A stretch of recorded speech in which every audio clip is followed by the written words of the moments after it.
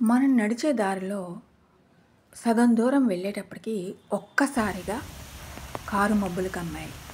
హోరున వర్షం ఎక్కడా ఎడతెరిపి లేకుండా కురుస్తూనే ఉంది.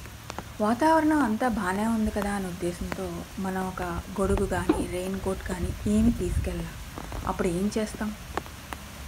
ఆ హోరు గాలిలో, ఆ ఎడతెరిపి లేకుండా కురిసే వర్షంలో నడుచుకుంటూ వెళ్తామా? లేదా చుట్టూరు ఎక్కడైనా ఇల్లులు ఉన్నాయా ఆగడానికి? లేదా అట్లీస్ట్ ఒక చెట్టైనా ఉందా అని చూసుకుంటామా లేదా? ఒకవేళ అలా ఉంటే ఆ చెట్టు కిందకి వెళ్ళి కాసేపు ఆగి ఆ వర్షం తగ్గిన తర్వాత మళ్ళీ మన ప్రయాణాన్ని స్టార్ట్ చేస్తాం. అవునా కాదా? సేమ్ మన జీవితంలో కూడా ఇదే జరుగుతూ ఉంటుంది ఒక్కోసారి. అంతా సవ్యంగా జరుగుతున్న క్రమంలో ఒక్కసారిగా అనుకోకుండా సమస్యలన్నీ చుట్టుముడుతూ ఉంటాయి.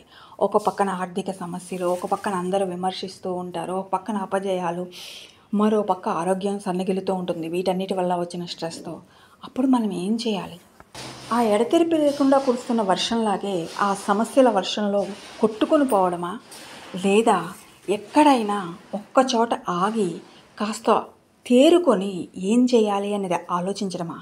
సో అటువంటి సమయంలో ఒక్కసారి ఆగాలి, ఆలోచించాలి, నెమ్మదిగా ఆరోగ్యాన్ని చక్కదిద్దుకొని వన్ బై వన్ ఆ వర్షం తగ్గిన తర్వాత మన ప్రయాణాన్ని ఎలా సాగించామో అలాగే ఆ సమస్యల ఉధృతి అలాగే ఉండిపోదు, ఖచ్చితంగా అది వెళ్ళిపోతుంది. అది వెళ్ళిపోయిన తర్వాత ఆ ఉధృతి తగ్గిన తర్వాత నెమ్మదిగా మన ప్రయాణాన్ని ప్రారంభించాలి. నెమ్మదిగా ఒక్కొక్క సమస్యని సాల్వ్ చేసుకుంటూ వెళ్ళాలి.